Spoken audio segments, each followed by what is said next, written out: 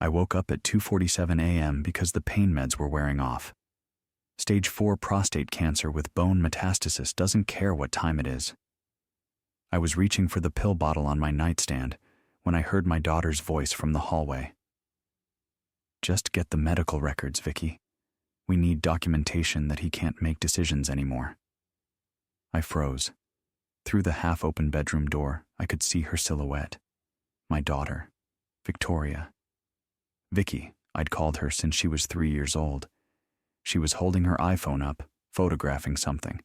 My medical files, the ones I kept in the office den. "Brad, listen," she whispered into the phone. "It'll be quick. Dad can barely hold a pen anymore. We need that POA by Friday, or your IRS deadline hits and we're screwed." I lay perfectly still in the dark. The pain in my hips suddenly felt distant compared to what I was feeling in my chest. "My name is Robert Thornton. I'm 62 years old. I spent 37 years as a structural engineer, mostly bridges. Good, honest work. I've been a widower for 6 months. My wife Sarah died last February. We'd been married for 34 years. Some marriages you endure. Ours, we lived. Now I'm dying.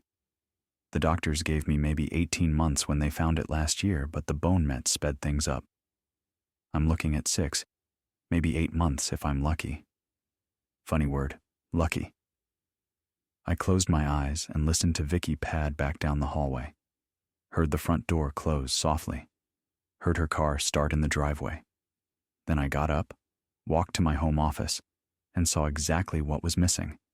My oncology reports, my pain management prescriptions, the letter from my doctor about diminished fine motor control. All the pieces you'd need to argue someone was incompetent. I sat down at my desk. Didn't cry. Not yet. Just looked at the empty file folder and thought about how you can spend a lifetime building something, a career, a family, a legacy, and watch it crumble in the time it takes someone to snap a few photos. Sarah tried to warn me. She left me a letter. I found it 3 months after the funeral, tucked in her jewelry box. "Rob, if you're reading this, I'm gone. I know Vicky will come for your money. Don't let her have the cabin. That's our place. The place where we fell in love again after Michael was born. The place where we scattered Michael's ashes when we lost him. Jessica has Michael's eyes, his laugh, his kindness. She's all we have left of our boy. Protect her, Rob. Promise me. Give it to Jess. She has my heart. Sarah. Michael was our son. He died in a car accident 34 years ago. He was 19. That's when everything changed. Jessica, Jess, is Michael's daughter, my granddaughter, born 3 months before the accident. Michael never got to see her grow up, but Sarah and I did. We loved that girl like she was our second chance. After we lost Michael, Sarah and I nearly lost each other too. But we didn't. We drove up to our cabin in Muskoka, spent 2 weeks by Lake of Bays, and remembered why we'd chosen each other in the first place. Vicky was 11 when Michael died, old enough to understand, young enough to be shaped by it. She became the strong one, never cried at the funeral, took care of details, made sure people ate. I thought the grief brought us closer. I was wrong about a lot of things. The next morning, I did what any engineer would do. I gathered data. I found Vicky's iPad in the guest room where she'd been staying the past week, claiming she wanted to help out while I recovered from my last round of chemo. She'd left it charging on the nightstand. I'm not proud of snooping, but when someone photographs your medical records at 2 a.m., they've forfeited their privacy rights. The email drafts told me everything. To Brad Mitchell, from Victoria Thornton Mitchell. Subject, timeline Brad, cabin appraisal, $875K. Mom's memorial fund, $850K. I'm co-trustee. Dad's pension commuted value, $340K. Total liquid, 2M plus. Enough for your IRS payment, $95K with plenty left. We move fast. Week 1, get POA. Week 2, list cabin. Week 3, liquidate fund. Jessica gets nothing. She's not even Dad's real granddaughter. Just Michael's bastard kid he took pity on. I read that last line 3 times. Then I kept reading. Turns out, Brad, Vicky's second husband, the business consultant, had been fired from his pharmaceutical sales job for expense fraud. The IRS caught him underreporting income. He owed $95,000 in back taxes and penalties, had 30 days to pay or face criminal prosecution, 2 to 3 years in federal prison for willful tax evasion. My daughter wasn't just greedy, she was desperate. I thought back to other times.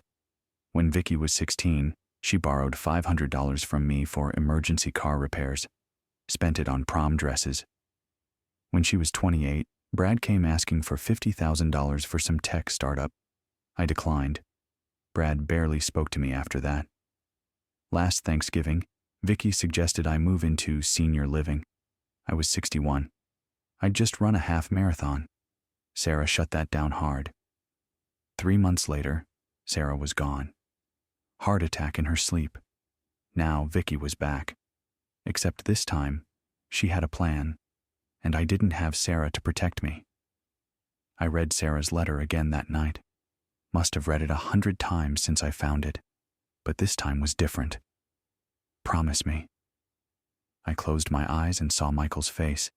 He was 19, pre-med at University of Toronto, sharp kid. Going to be a surgeon, he said. Save lives. Thanksgiving weekend, 1991. He called from campus. I'll head out around 8, Dad. Be home by 11. Roads might be icy. Take your time. Always do. That grin.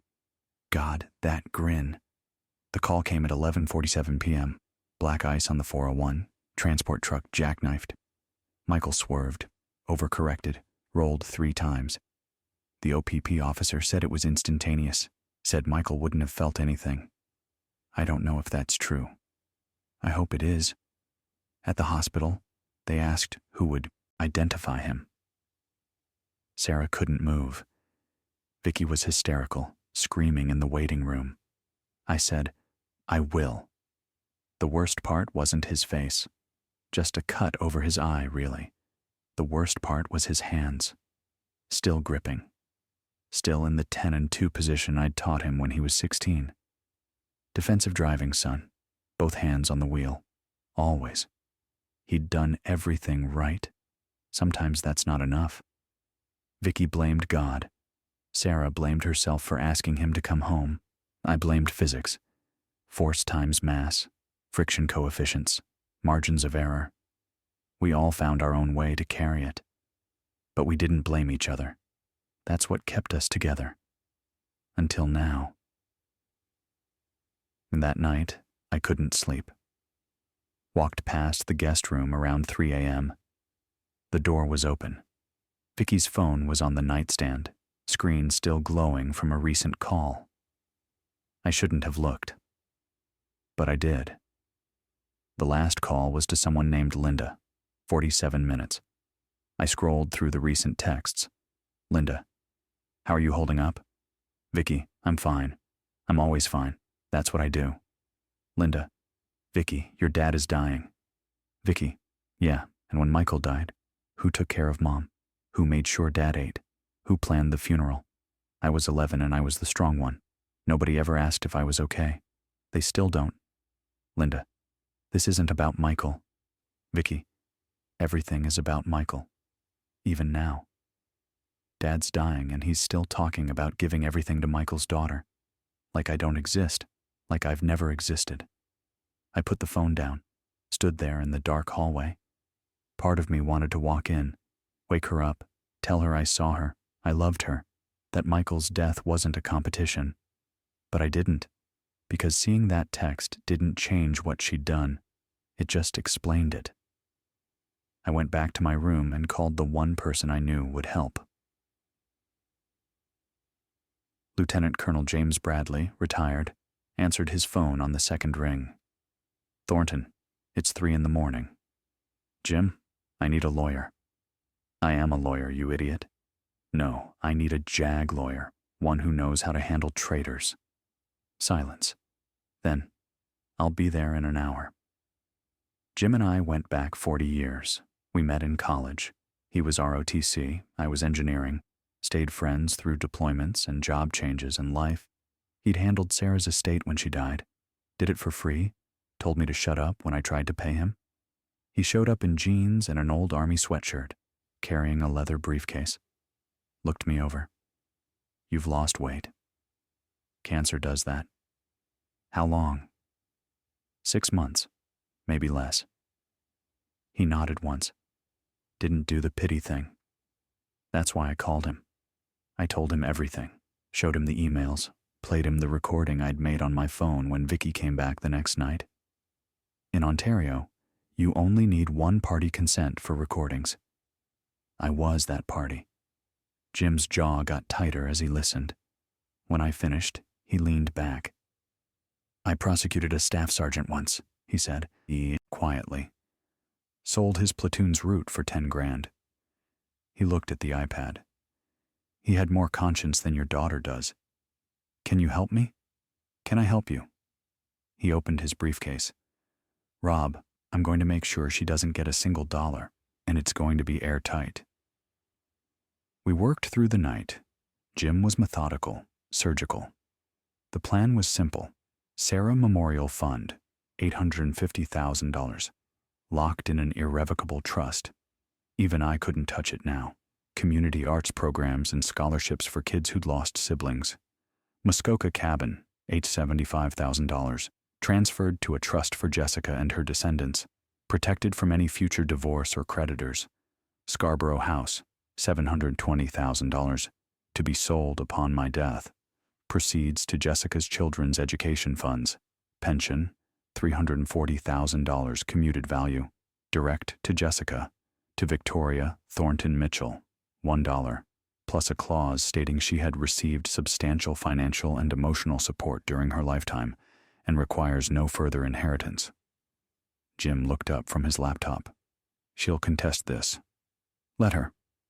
We'll need to prove you were of sound mind. I'll have 2 witnesses at signing. I'll get Dr. Patel's affidavit that you're mentally competent, and we have evidence of her financial coercion. He smiled, but it wasn't friendly. She won't win. Good. When do you want to tell her? I thought about Vicky as a little girl, holding my hand at Michael's funeral. Thought about her at 16, crying about prom dresses. Thought about her at 2:47 a.m., photographing my medical records. Soon, I said, but on my terms. Before I confronted Vicky, I needed to do something else. I called Jessica's number, the one I had saved in my phone from 2 years ago. Figured it wouldn't work. It rang.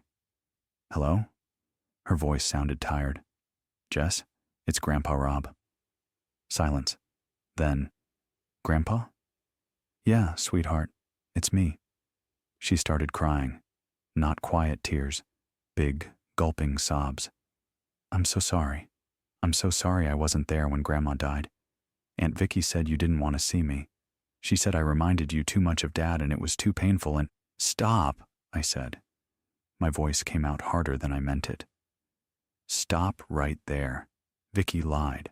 I've wanted to see you every single day. I love you. I love Emma and Noah. I've never stopped. More crying. Then, she told me you were angry, that Grandma's death was too hard and you needed space from everyone. From me. I closed my eyes, felt something cold and hard settle in my chest. Jess, can you come visit? This weekend? Bring the kids, please. Yes. God, yes. We'll be there Saturday. After I hung up, I sat in Sarah's chair, the one by the window where she used to read, and made a decision. You don't spend 37 years building bridges without learning something about foundations. You don't lose a son and keep a marriage alive without learning something about what matters. Sarah asked me to keep a promise. I was going to keep it.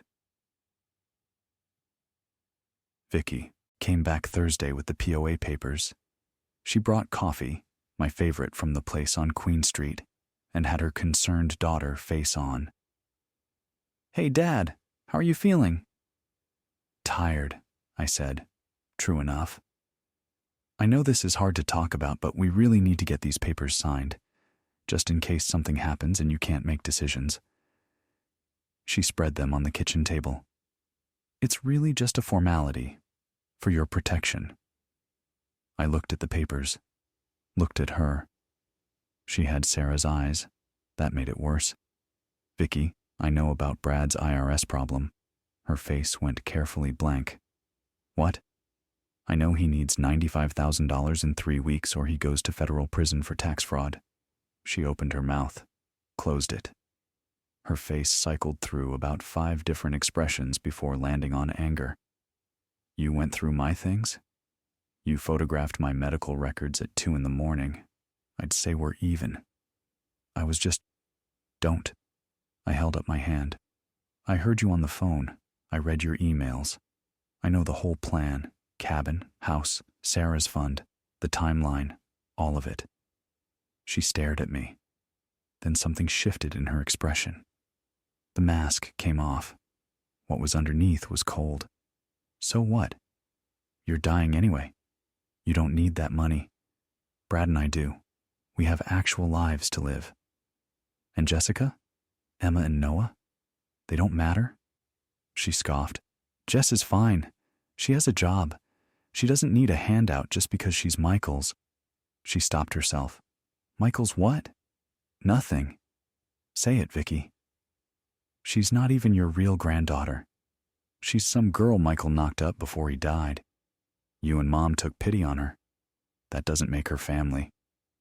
The words hung there. I stood up slowly. My hips screamed, but I didn't let it show. There's someone here I want you to meet. Jim walked in from the living room. He'd been there the whole time listening. Vicky recognized him from the funeral. Mr. Bradley? Lieutenant Colonel Bradley, Jim corrected. I'm your father's attorney and witness to this conversation. I picked up an envelope from the counter, handed it to Vicky. This is your inheritance. She opened it. Inside was a $1 bill and a copy of my new will. I watched her read it, watched the color drain from her face. You can't do this. I already did. Jim witnessed it. So did Dr. Patel and Pastor Monroe. I have a psychiatric evaluation proving I'm mentally competent, and I have recordings of you discussing plans to defraud me. I kept my voice level. You can contest it if you want. Jim's very good at handling people who challenge his work. 20 years prosecuting military fraud cases. 97% conviction rate. Jim nodded. I don't lose, Victoria. She looked between us. Then she laughed, high and shrill. This is about Jess? Little perfect Jessica? Dad's ghost daughter? She turned you against me? No, I said. You did that yourself. I'm your daughter. So is she, my son's daughter, and you tried to cut her out. You lied to her for 2 years, told her I didn't want to see her. I was protecting you. She's a constant reminder of Michael. She's all I have left of him. What about me? Her voice cracked. I'm standing right here. I've always been right here. When Michael died, who took care of you and Mom? Who was strong? Who held everything together? Me. I was 11 years old, and I was the strong one. Vicky. And what did I get? Nothing. You and Mom loved Michael more. And when he was gone, you loved his daughter to fill the gap. I was never enough. The words echoed in the kitchen. Maybe, in some twisted way, she believed them. Maybe that's what she'd been telling herself for 34 years. Vicky, I said quietly, I loved you. I still love you. But love doesn't mean letting you rob me blind and betray your niece.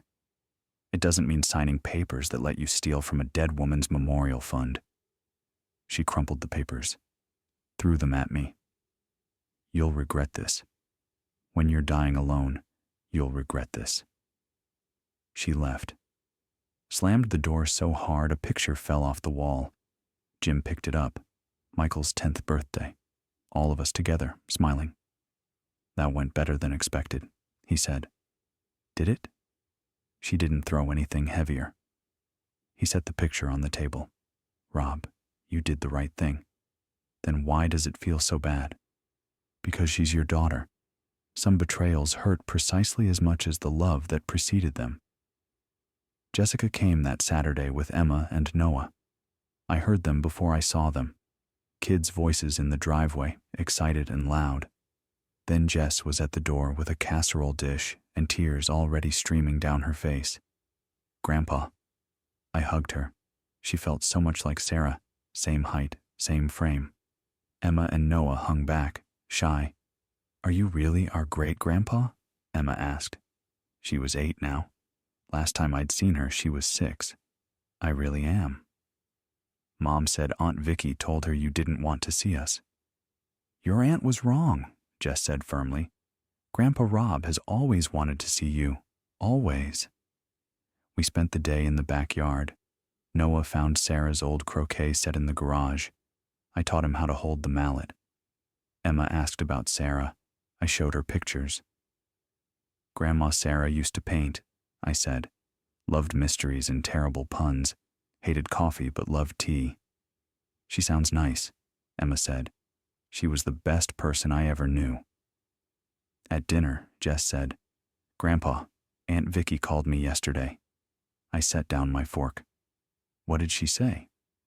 That you're sick and you've lost your mind. That you're signing away everything to charities and leaving the family with nothing. She looked at me. She said I poisoned you against her. Jess, I know it's not true, but I need to hear it from you. What's happening? I slid an envelope across the table. Jim helped me set this up. The cabin in Muskoka, your grandma's favorite place. It's yours now, in a trust for you and the kids. Nobody can take it from you. She opened the envelope, read the documents, started crying. I can't accept this. Yes, you can. Your grandma wanted you to have it. Made me promise. I reached across and took her hand. Jess, that cabin saved my marriage. After your dad died, your grandma and I went up there and remembered who we were. Maybe it can be a good place for you too, for the kids. But Aunt Vicky, your aunt made her choices. I've made mine. Emma tugged on my sleeve. Can we go see the cabin? How about next weekend? Noah pumped his fist. Yes. We drove up to Lake of Bays the following Saturday. The drive took 2 hours. The kids played I Spy the whole way.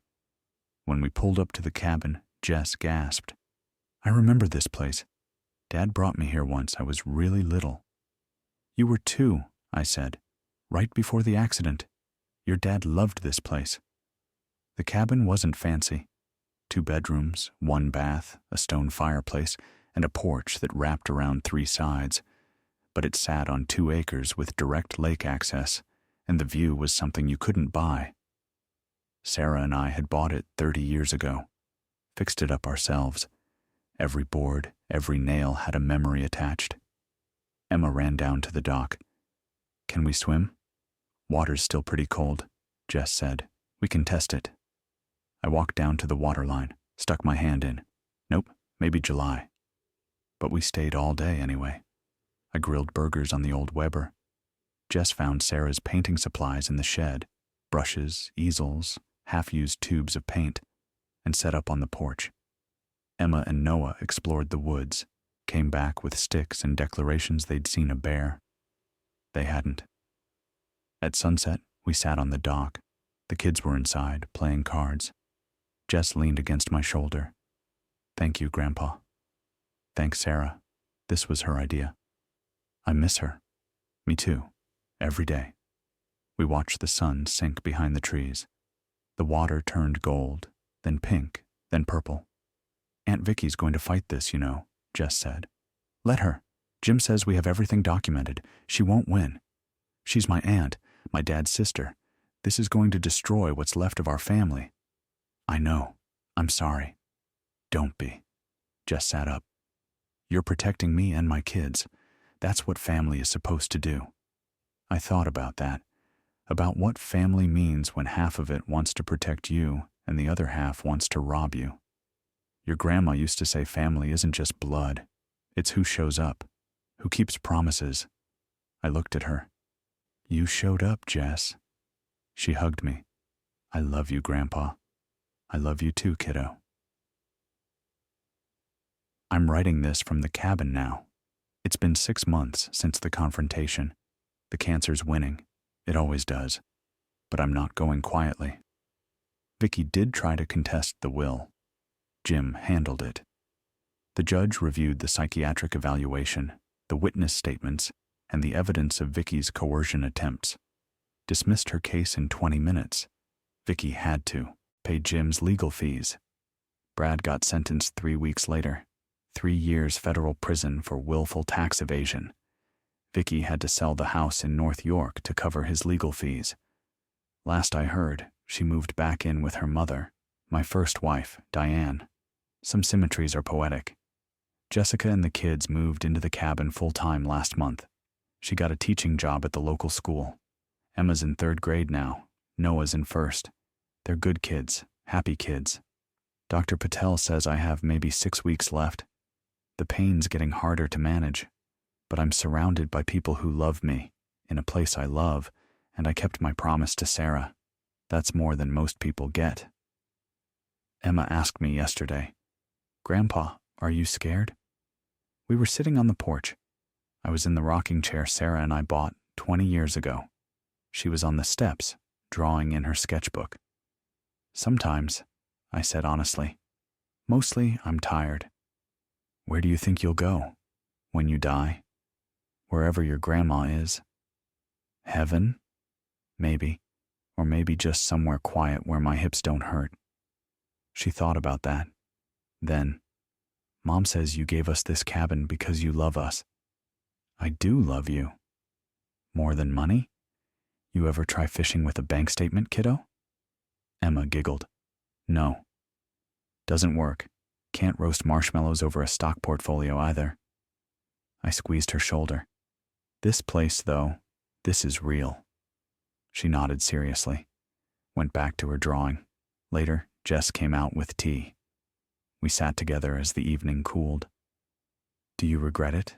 She asked, cutting Aunt Vicky out. I thought about it, really thought. No, I said finally. I regret that she made it necessary, but I don't regret protecting you. She might change, someday. Maybe, but that's on her, not us.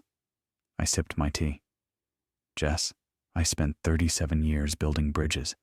Some bridges carry traffic, some collapse. You can't force a bad foundation to hold weight just because you want it to. That's depressingly practical. I'm an engineer. Practical is what we do. She laughed. Then, Grandpa? Yeah? Thank you for everything, for believing me, for this place, for showing Emma and Noah what a good man looks like. I took her hand. Thank your grandma. She's the one who made me promise. I'll tell her myself someday. She'd like that. Last week, I asked Jess to do something for me. I want my ashes scattered here, mixed with Sarah's under the old oak tree at the edge of the property, the one with our initials carved in it from 1992. She cried when I asked, but she agreed. I also asked her to keep the cabin in the family, no matter what. Pass it to Emma and Noah, and they'll pass it to their kids. Some places are meant to be kept. She promised. This morning I couldn't get out of bed. The pain's too much now. Jim came by. He visits twice a week, and we sat on the porch, watched the lake. Any regrets? He asked. Just one. What's that? I wish Sarah could see this. Jess and the kids here. The cabin full of life again. Maybe she does. Maybe. We sat quiet for a while. Then Jim said, You did good, Rob. You kept your promise. That's all any of us can do, right? Keep our promises. Protect the people we love. Build something that lasts. Sounds like a pretty good legacy. Could be worse. Tonight, Emma and Noah are making dinner. Some kind of pasta situation. Jess is on the porch painting. She's using Sarah's old easel, Sarah's old paints. She's got her grandmother's talent. I'm in my chair by the window, writing this. The sun's going down. The lake is gold again. I don't know how many more sunsets I'll see. But I know this. I loved hard. I built well. I kept my promises. And when Vicky comes around someday, if she comes around, she'll find a cabin full of family she chose to walk away from. Some betrayals earn no forgiveness, but some promises echo forever. Sarah, I kept my word. The cabin's safe. Jess is safe. The kids are safe. I'm coming home soon. Wait for me by the water. 6 months later, the judge dismissed Victoria's will challenge in under 20 minutes.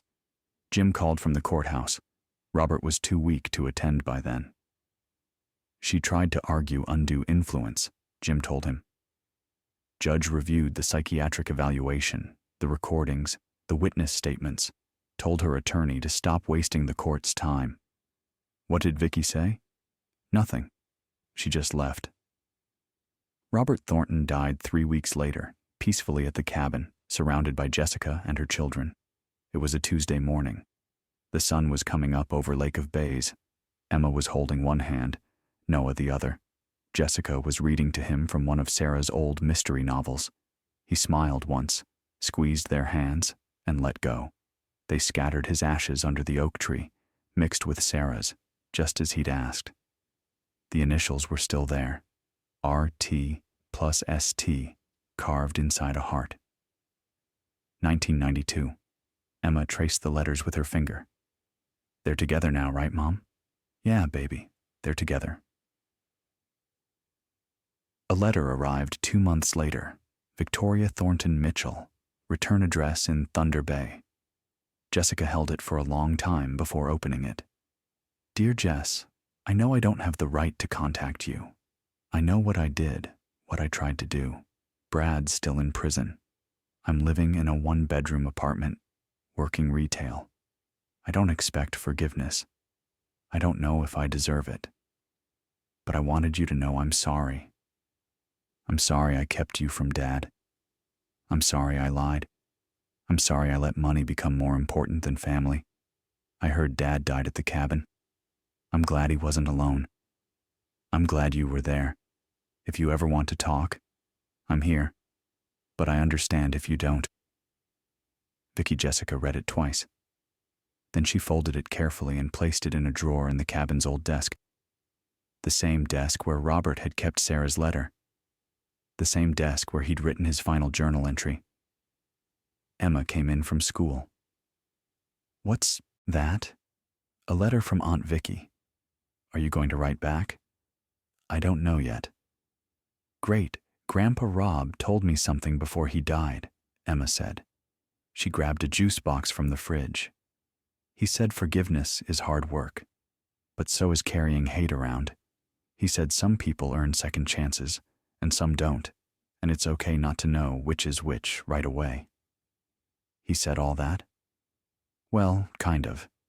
He said I couldn't fish with grudges, but I shouldn't hand out trust like Halloween candy either. She shrugged. I think that's what he meant.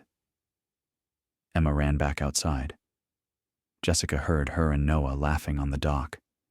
She looked at the drawer, at the letter, at her mother's, her aunt's handwriting, at the words, I'm sorry. Maybe someday she'd answer. Maybe she wouldn't.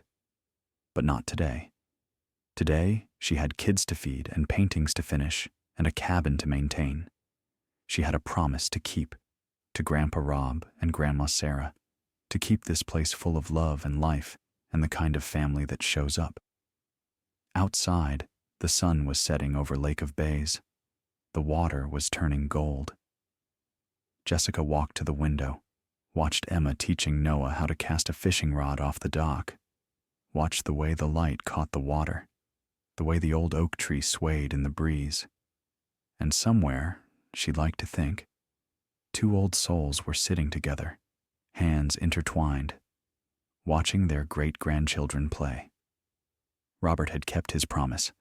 The cabin stood strong. The family he'd chosen to protect was thriving. The bridges he'd built, not of steel and concrete, but of love and sacrifice, were holding firm. Some promises do echo forever. Jessica picked up her paintbrush and returned to the canvas. She was painting the lake at sunset, the way Rob and Sarah must have seen it 1,000 times, the way it would be seen 1,000 times more, by Emma, by Noah, by their children, and their children's children. The legacy wasn't the money. It wasn't the property value or the trust funds or the legal documents Jim had so carefully prepared. It was this: a place to belong, a place to heal, a place to remember that family isn't always blood. It's who shows up, who keeps promises, who chooses love over greed, honor over convenience, legacy over expedience. Robert Thornton had been a bridge builder his whole life. In the end, he'd built the one that mattered most.